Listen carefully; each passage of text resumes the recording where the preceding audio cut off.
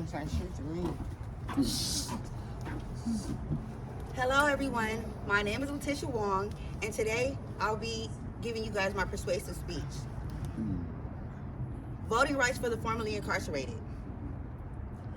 Webb Du Bois once said that a system cannot fail those it was never intended on protecting. After doing a lot of research on this subject and being a part of that marginalized community that is affected by this problem, today I'll be sharing that information with you.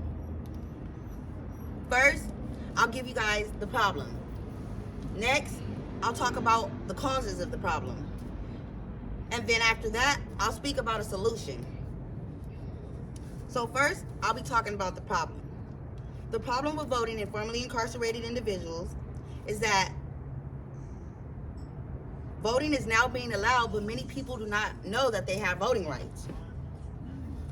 According to sentencing.org, April 7, 2022, the problem with voting rights is that it affects communities of color. 48% of people incarcerated are African American or Latino. Another article on WSW.org in 2020, there was a post that said African American men were disproportionately affected. 1.4 billion black males were denied their voting rights. So the problem is that people are getting arrested and then they've been incarcerated so long without using this right that they have because it's been taken when they were incarcerated. It makes them not know that they have these rights. So when they get released, they're discouraged to vote. They haven't voted for a long time. But voting is important because this allows us to have our issues and concerns addressed in political matters. So now that I've talked about the problems, next I'll talk about the causes of these problems.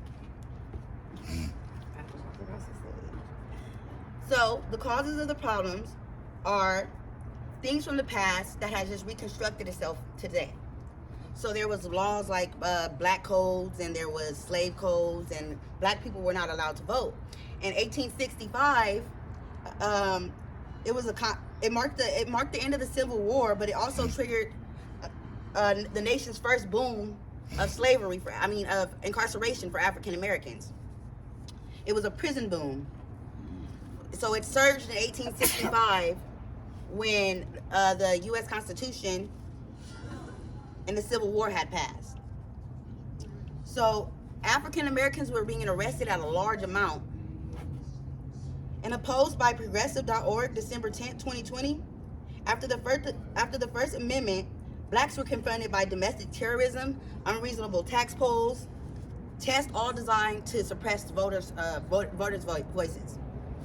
So now that we talked about the causes of people being in jail, blacks going to jail, mass incarceration, and a group of people that's affected by this, which I am a person that's affected by this, and the audience that I'm speaking to is also people that is affected by this problem.